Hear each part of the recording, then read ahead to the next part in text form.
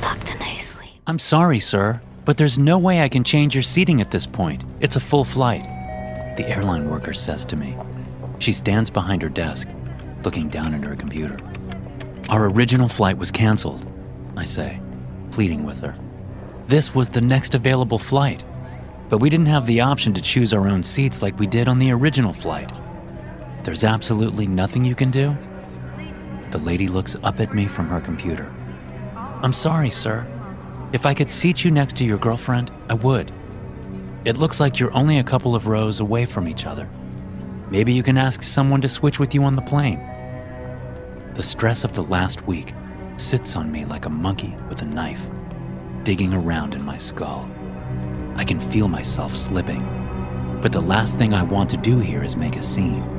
So I grumble to the woman in the blue uniform and head back to the crowded seating area.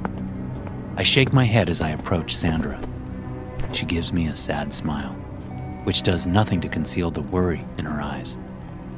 It's completely full, I tell her. They can't do anything for us. She reaches over and takes my hand, her touch making all the stress worth it.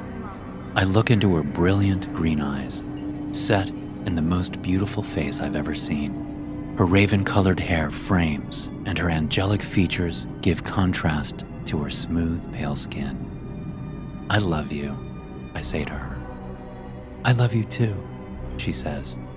I know she means it. We kiss, a gesture that's cut short by the boarding call for our flight. Our number is called shortly, and we stand up to get in line with all the other passengers. I'll ask whoever sits next to you if we can switch, I say once we have our tickets and passports checked. Oh, it's okay, Frank, she says, waving a hand. Nothing's going to happen. Don't worry so much. There's nothing to do but sit and wait for the plane to take us to our new life. I think about all the preparation I've done to get us here. Still, it would make me feel better if we sat together. But I find it hard to refuse Sandra anything. Are you sure? I ask her. Yes, it's fine, she says. It could be better this way, you know? It looks like we're not traveling together. I nod. She's right. I let her go ahead of me as we board the plane. I scan the faces of the people already in seats, looking for what? I don't know. Some recognition, a hard stare, something. But I don't see anything like that. Just a bunch of people getting settled, reading books, or messing with their phones. I'm in a middle seat on the right side of the plane. Sandra is in a window seat 3 rows behind me, on the left side of the plane. I'm comforted to see an old woman sitting next to her, and a middle-aged woman in the aisle seat. As is my luck, I get stuck between an old man on my left and a particularly large young woman on my right. I can already tell the old man's going to be a talker. He has that look in his eye as he sits down next to me. Once I'm settled, I turn in my seat and look over my shoulder. I can just see the top half of Sandra's head. She sees me, stretches up in her seat, smiles, and gives a thumbs up. I smile back, starting to relax for a change. I can't believe it. This is really happening. I'm with the love of my life, heading off to Europe to live the life I've always wanted. I smile as the old man next to me asks me my name. I start chatting with him, asking him questions about his life, and listening to the rambling replies with a sense of calm I welcome wholeheartedly. Once we're in the air, I find that sense of calm expanding even more as the stress of the last 7 days melts away. My mind drifts toward things we'll do as we travel around Europe, money no longer a problem. I find that I'm incredibly tired. I've been so concerned with getting this trip underway and all the other things that entailed that I haven't slept much. Soon enough, we're cruising high above the Atlantic, and the flight attendants are serving food and drinks. I order a gin and tonic and enjoy a chicken wrap as the in-flight meal. The alcohol and food combine in my stomach, making me pleasantly groggy. I turn in my seat once again and see that Sandra has her head propped back against the seat and her eyes are closed. I gaze at her for a long moment, unable to believe my luck. What did I do to deserve a woman like this? I don't know, but I'm not going to question it. I settle into my seat and tell the man to my left that I'm going to get some sleep. It's a long flight, and sleep is just what I need. I close my eyes and drift off almost immediately. I jolt awake as someone touches my arm. "Sir," the flight attendant says, "please bring your seat back up. We're making our descent into London." I do as I'm told, stretching my stiff neck and wiping the sleep from my eyes. I look back at Sandra, seeing that she's still asleep. We land without incident. It's nighttime, but the massive Heathrow airport is well lit. I look past the woman to my right, gazing out the window as we taxi.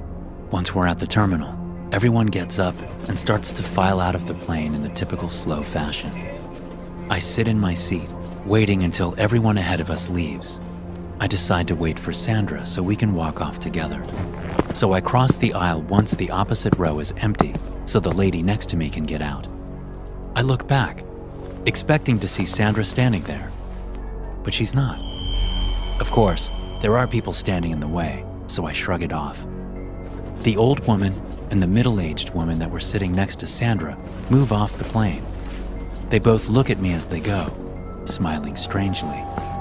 I notice a small, dark stain on the old woman's sweater as she walks past in the aisle, turning her head to smirk at me. At the last second, she throws a phone down on the seat next to me. My throat thickens. My breathing grows ragged. I ignore the phone, turning around to look at Sandra now that there's no one in the way. She's still sitting in the seat, her eyes closed and head resting on the seat back. But something seems off. I can't place it, but I know something is terribly wrong. I lunge into the aisle, crashing into a man in a suit.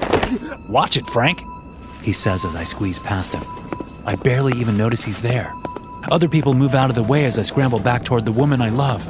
"Sandra," I say. "Sandra?"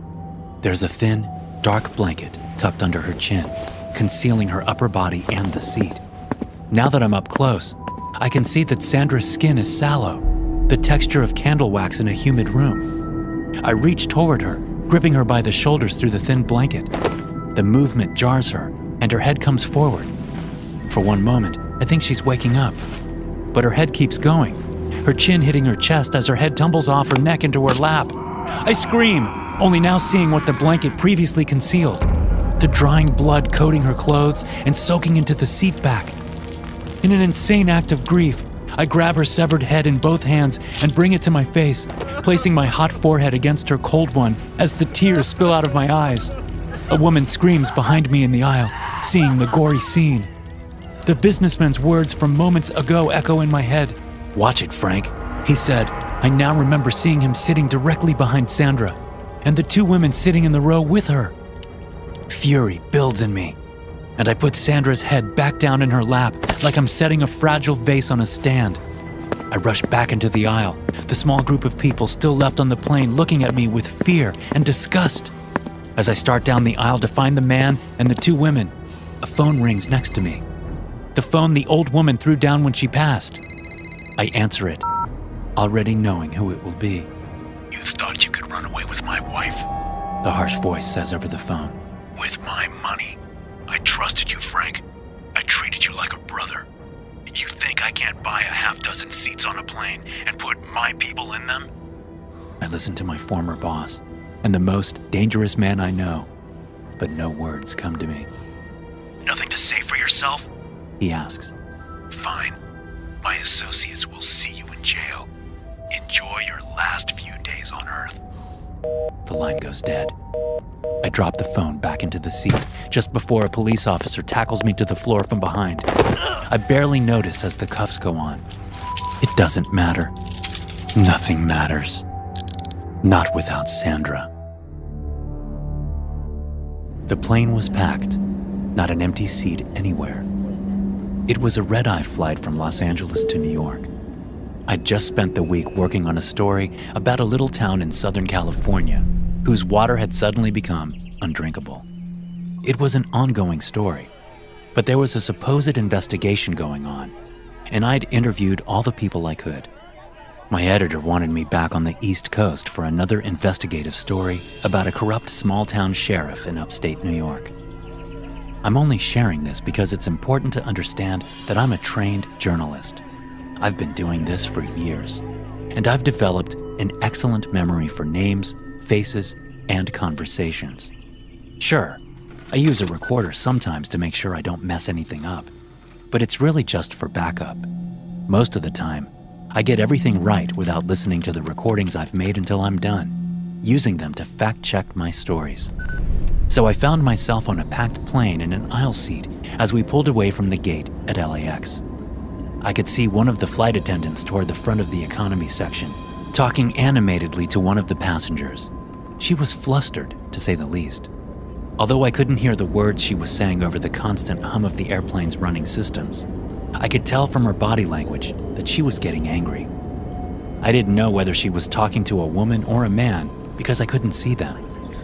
Passengers in the area were whispering to each other and looking around the plane with exasperated looks on their faces. A male flight attendant came back from the business class section, joining his coworker. He seemed able to calm the passenger down, and the two of them took up positions to explain how the seatbelts worked and what to do in the event of cabin pressure loss. I shrugged it off, feeling for the poor flight attendants and what they had to put up with during their work. I put my neck pillow in place and got comfortable, closing my eyes as we taxied for takeoff. I felt the plane take off, that familiar feeling of being pressed back into the seat and the stomach-dropping sensation as the plane left the tarmac. I didn't doze for long before the shouting started. I opened my eyes and looked at the 3 flight attendants standing in the aisle, facing the troublemaker's seat. The 2 original attendants were there, along with a third one, a man. "You need to stay in your seat, Mr. Carnell," the female attendant said loudly, clearly losing her cool. As I watched, I glimpsed at the unruly passenger, Mr. Carnell, as he tried to stand up from his aisle seat, shouting something about being screwed over by the airline. He looked to be in his late 30s or early 40s, with messy brown hair and a few days' worth of untrimmed beard growth. He wore a tight black t-shirt and had a silver chain around his neck. He looked like a fit man, although not particularly tall, as far as I could tell. "Just sit down and shut up," one passenger yelled at the guy. "F*** you," Mr. Carnell shouted. "We've all got places to be, sir," a woman called out from the row ahead of me. "Please, just drop it. We're already in the air." A chorus of agreement went up from many of the passengers, but Mr. Carnell wasn't having it. As he tried to stand up from his seat, one of the male flight attendants put his hands out and gave the man a gentle shove, if such a thing as a gentle shove is possible, saying that he needed to stay in his seat. This was a mistake. I could tell right away because the man went quiet, and all 3 of the flight attendants leaned back as if from a dangerous animal. After the pregnant pause, Carnell's hand struck out, hitting the male flight attendant in the stomach. The man doubled over, gripping his stomach. The hand shot out again, hitting him in the face, knocking him back into the row of seats across the aisle. Frightened sounds erupted from nearly the whole plane as the other male flight attendant moved in to try to subdue the man. Carnell's foot kicked out, hitting the attendant in the crotch and knocking him up the aisle. I unbuckled my seat and stepped into the aisle. A few other men and a couple of women were doing the same. We bottlenecked in the aisle behind the female flight attendant who, I realized as we got closer, was being choked by Carnell. A guy coming the other way down the aisle from business class leaned in and punched Carnell in the face. Carnell let the female flight attendant go, and the rest of us moved in while the flight attendant ran up to the front of the plane, no doubt to tell the pilot. Carnell managed to get up from his seat, attacking the man who'd punched him. I was crowding in with other people in the aisle, and Carnell's movements struck me as those of an animal. He was fast, savage, and seemed full of endless energy. I moved in to try to get him in a headlock, but somehow he sensed me coming and threw an elbow into my head. I stumbled back, momentarily dazed. The other proactive passengers in the aisle moved in all at once, each grabbing a limb and wrestling the man down to the floor. We felt the plane turn just as the pilot's voice came over the plane's PA. "I apologize, everyone," the pilot said. "But, as you're no doubt aware, we have an unruly passenger on board that we need to deal with. We've been given priority to land back at LAX. We'll get you back underway as soon as humanly possible." I had moved in and was leaning down on one of Carnell's legs to keep the impossibly strong man from kicking out when the announcement finished. Angry shouts and grumbles erupted throughout the whole plane. I was angry too.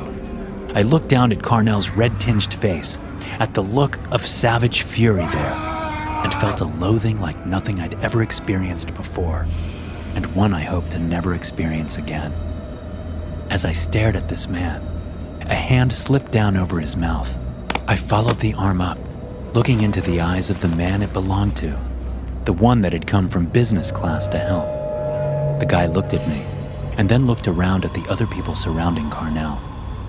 I could be imagining this, but I felt there was some kind of understanding that passed between several members of our little group of good citizens who'd got up to help subdue this crazed man. Another hand, this one belonging to a woman that came to help, reached out and covered Carnell's nose. A third hand came down and covered the other two on the man's face. Carnell's eyes went wide as he tried to suck in breath, finding little to be had. I made a little sound in my throat. It was the beginnings of an ejection, but my fellow subduers all looked up at me, their eyes hard. This may be me justifying what happened, but in that moment, I felt that they would have turned their wrath on me had I done anything to stop what they were doing. Suddenly, I felt sick. Carnell's eyes were bulging now, and he was trying to whip his head around to get it clear of the hands pressing down on him. A man next to me leaned forward and placed his knee on Carnell's chest, then used his hands to help hold the suffocating man's head steady. I tried to back away slowly, but I felt a hand grip the back of my neck. I turned my head to see one of the flight attendants behind me, the one that Carnell had hit in the stomach, and then the face. He shook his head, just barely, keeping his hand on my neck to prevent me from moving away. His dangerous look of determination made me realize we were all in this together. I was part of this, even if I didn't want to be. I turned my head back, watching as Carnell's face went from red to blue to purple. I felt the life leave him. The leg I was holding onto went limp, along with the rest of his body. But his eyes stayed open, staring up at his killers. The hands came away from his face and were wiped on shirts and pants. Carnell's sneer stayed frozen on his face as we all moved back to our seats. As I looked around the plane, I knew that all the passengers were aware of what had just happened. Every pair of eyes I saw turned away from me, and a pervading sense of shame seemed pungent in the recycled air. We left Carnell lying in the aisle while the plane landed. No one said a word the whole time. No one said a word to the police either, as far as I knew. We were all delayed and questioned, our information taken by the police. But none seemed willing to tell the truth.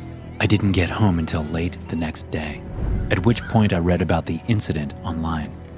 The story said that authorities believed the man died of a heart attack, but that an investigation was underway. As far as I know, no one was ever arrested for it. I was never questioned again, but I still see Carnell's face sometimes, late at night. I still feel his leg go limp under my hands, and I still remember that sick elation I felt when I realized what was happening. "Come on, Tyler," I said, holding my hand out toward my son. He had paused at the ramp onto the plane, that little step that they put over the gap between the passenger boarding bridge and the plane's doorway. Tyler stood looking down at it with open curiosity, his wide brown eyes scanning and measuring. He looked up, glancing around the doorway at the body of the plane. I smiled politely at the people behind Tyler, waiting to board. Some of them smiled back, but a few gave me a look that said, "Get your kid out of the way, pal." I tried my best not to show my anxiety, and I knew full well that yelling at Tyler or yanking his hand would draw more attention to us than we could afford. So instead of losing my cool, instead of breaking down Instead of letting the anxiety I'd been carrying with me for the past 2 days get the better of me, I simply adjusted the backpack on my back and reached back to take Tyler's hand and guide him aboard. At only 4 years old, I couldn't blame him for being curious. The whole world was new to him, and he didn't understand the danger we were in, the danger he was in. I wanted nothing but to protect him, but if someone recognized us, I wouldn't be able to do that. I pulled him along to our seats, going slow so his little legs could keep up. He glanced at all the seated people, smiling and saying hi every so often. I knew I should have picked him up to take him on board. In fact, I had tried once we had our tickets checked, but Tyler was having nothing of it. He'd started screaming, so I'd put him down. I located our seats and got Tyler buckled up in the window seat while I sat in the middle. I opened the window shade so he could look out. It was late afternoon and sunny out, and I hoped he would keep his attention out the window for the duration of the flight. There wasn't anyone in the aisle seat yet. I hoped there wouldn't be, but my luck had never been that good. I looked over at him, and he looked up at me, smiling with his tiny little teeth showing, his curly brown hair dangling over his forehead. It's hard to describe what I felt at moments like these. There was a swelling of pride and unconditional love. I couldn't believe I'd made something so precious, so adorable, and so powerful. I reached over and pulled up one errant strap from Tyler's overalls that had fallen down his shoulder. "Thank you, Daddy," he said. "You're welcome, buddy," I said, holding back tears. I could never let them take him, never. Movement to my right alerted me to someone's presence, and I looked up to see a pretty blonde woman in her early 30s putting a bag in the overhead bin. When she was done, she looked down at Tyler and then at me, smiling. I smiled back as she sat down in the aisle seat. I immediately regretted the automatic and polite smile, thinking I should have just ignored her or frowned, turning my attention away. A smile was an invitation to talk, which was something I really didn't want to do. The blonde woman settled in next to me, while the flow of passengers into the plane slowed to a dribble. "Is that your son?" the woman asked. "Yes," I said without looking at her. I was hoping she'd get the picture and leave us alone. "He's a cutie," she said. "How old is he?" 4. "Oh, how fun. I'm Megan. What's your name?" "I'm David," I lied. "And what's his name?" Megan asked, leaning forward in her seat so she could look at Tyler. I thought about lying, but I didn't think Tyler would be able to go the whole flight without saying his name. He'd been happily telling anyone he met what his name was lately, so I told the truth. "His name is Tyler," I said. "Hi, Tyler," the woman said. "Hello," Tyler said. "I've never been on an airplane before." "Is that so? Well, there's nothing to worry about," Megan said. She paused, her expression changing slightly. My heart dropped as I thought I saw recognition there. Her eyes flicked from Tyler to me and back again, her smile seeming forced. Tyler went back to looking out the window, mercifully quiet for a change. He was too enthralled with the plane to worry about talking to new people at the moment. "It's nice to meet you two," Megan said, her smile seeming genuine again. She sat back in her seat and faced forward while the flight attendants prepared for takeoff. Did she recognize us? I thought. And if so, what, if anything, would she do about it? Not that it mattered. They had already closed the plane door. And even if they hadn't, getting off now would draw more attention to us anyway. There was nothing I could do but sit and wait and hope. Tyler asked me questions every so often as we taxied, but the feeling of the plane roaring to life and taking off made his eyes go wide and his questions cease. He stared out the window, watching as the trucks and cars on the roads below shrank until they were the size of his toys. I sensed movement from Megan a couple of times while the plane got up to cruising altitude. I thought she was sneaking glances at us, but that could have been my imagination. Megan got up to use the restroom just after we reached 37,000 feet. I sat back in my seat, resting my eyes for a moment. When I opened them again, there was a man sitting in Megan's seat, staring at me. I didn't have any idea how much time had passed, but it couldn't have been much. The man had short black hair parted on the left and a clean-shaven face. He wore a blue button-up shirt under a black jacket with matching black slacks. He had a serious, controlled expression on his face. When he saw I was awake, he spoke. "Mr. Salinas," he said, "I need you to remain calm. My name is Joseph Trulino. I am a federal air marshal. I'm going to need to put these handcuffs on you." He lifted a pair of handcuffs in his right hand, holding them up for me to see. I looked over at Tyler, who was staring up at me with scared eyes. He'd watched the whole thing. I opened my mouth to speak to him, but nothing came out. The dread of the situation had paralyzed me as the entire range of worst-case scenarios ran through my head. "Who's that man, Daddy?" Tyler asked. "Listen to me," I said, finding my voice. "It's going to be okay. We're going to be fine. I need you to be good. Do you understand me?" Tyler looked at me and then at the air marshal.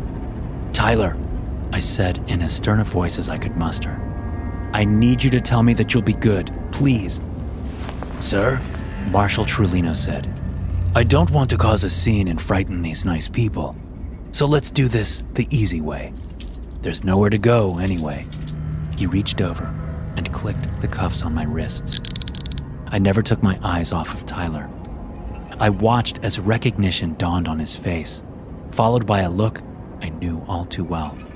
A look that I'd hoped never to see again.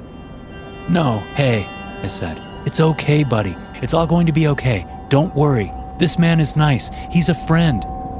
I knew Tyler didn't believe me. I felt the air grow cold around me as Tyler's face closed in on itself, his eyebrows coming down and his mouth coming up in a sneer. Tendrils of swirling black smoke shot out of his nose and mouth, slamming into the air marshal faster than my eyes could follow. Two of the tendrils attacked the marshal's eyes, pulverizing them and shoving them back into his head, while the third went into the man's mouth as he convulsed against his seat. The people in the row across from us shouted in horror as they looked on. "Stop, Tyler!" I shouted, even though I knew it was useless. It was as if he couldn't hear anything when he was in this state. The marshal's head split apart like a rotten jack-o'-lantern with a firecracker inside, some of his smoldering skull and brain spilling onto my shoulder. People were screaming all around now. "Oh my God! He killed him! It's the man and the little boy from the news! Oh Christ! Someone stop them! What the hell is going on?" A man in the row in front of us stood up and turned around, looking at the mess that was once the marshal. He looked at Tyler, at the strange smoke pouring out of his face, and screamed, "Satan! He's Satan himself!" The smoke shot out, hitting the man in the chest and slamming him up into the ceiling of the plane, then ripping him in two lengthwise, splattering everyone around with blood, guts, and bone fragments. People didn't know what to do. Some of them ran away from us, while others rushed toward us, thinking they could subdue or kill Tyler. "No!" I screamed at these attackers. "Just leave him alone. He's sick. He doesn't know what he's doing." The attackers paid no mind. They didn't know what I knew, that if they attacked, we'd all die. Their hands reached toward us, grabbing for me and Tyler. I screamed at them to stop and turned to plead with Tyler just before someone hit me in the head. Everything went black. The world seemed to scream suddenly, a cold wind ripping around me, pulling me against my seatbelt, trying to yank me out of the seat. I found I could hardly breathe, and that gravity was shifting around me, tugging at different parts of my body. My stomach flipped and tumbled as I forced my eyes open, seeing the ground racing up to meet me as I fell. I closed my eyes again and waited for an impact that never came. Instead, there was a gradual slowing, like I was attached to a bungee cord that was coming to the end of its stretch. I opened my eyes to see tendrils of that dark smoke reaching down to the slowly approaching ground some 50 feet below. I looked over and saw that Tyler was still sitting in the seat beside me. Somehow, our 3-seat row had stayed together on the way down. although the seat that Marshall had taken was empty, likely because he hadn't been buckled. The smoke coalesced as we reached the sparsely wooded field. It set us down gently and then disappeared back into Tyler's head. It was approaching dusk, but I could still see far enough around to notice the clusters of other seats from the plane and the pulverized bodies that had been living, breathing people. Off in the distance, toward the horizon, I saw the unmistakable silhouette of a plane missing its tail streaking toward the earth. It impacted, and a faint booming sound reached my ears several long moments later. "Where are we, Daddy?" Tyler said, his voice as innocent as ever. I looked at him, seeing that he was back to his old self. "I don't know, buddy," I said, my voice cracking. "Did something bad happen again? Like when we went to see the doctor?" "Yes," I said, the tears flowing freely now. "Yes, it did." "I'm sorry," Tyler said. "Me too. All those people," I thought. "All of them died because of me." I unbuckled my seat and stood up because I didn't know what else to do. Tyler fiddled with his seatbelt for a moment before he unlatched it. Then he climbed down, sat on the ground, and started doodling in a patch of dirt with his fingers, humming to himself. I watched him for a long time, unable to square the power that was inside him with the sweet and innocent kid that he was most of the time. I looked around again, seeing the dark shapes of the dead passengers still strapped into their seats, and the bodies of those who had been out of their seats when Tyler tore the plane apart. I noticed a rock next to my left foot. It was about the size of my fist. I crouched and picked it up, hefting it in my hand. I thought about the first time I'd learned that Tyler was different. My wife, Jessica, hadn't been trying to hurt him. She hadn't even touched him. But he'd been crying for so long. We were both so tired, and he just wouldn't stop crying. She hadn't even yelled, really. It was a growl more than a yell, a plea for him to stop crying as she leaned over the crib. But it was enough. It had thrown her against the wall, breaking one of her arms. A month later, she was gone. She had wanted to give him up, to give him to people that would experiment on him for the rest of his life. And I had refused, so she left.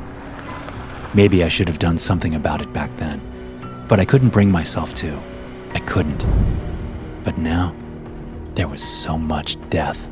I hefted the rock in my hand as I stepped up behind Tyler, looking down at his still developing skull.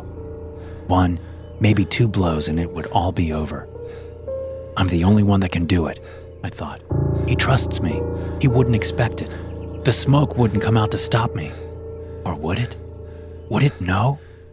I lifted the rock in my right hand, holding it over my head, aiming at the crown of his skull. With my other hand, I wiped the tears from my eyes. "I'm sorry," I whispered. "I love you." Thanks for watching. Be sure to subscribe and smash that like button to get notified every time I upload a new video. You can also check out some more of my animated horror stories right here.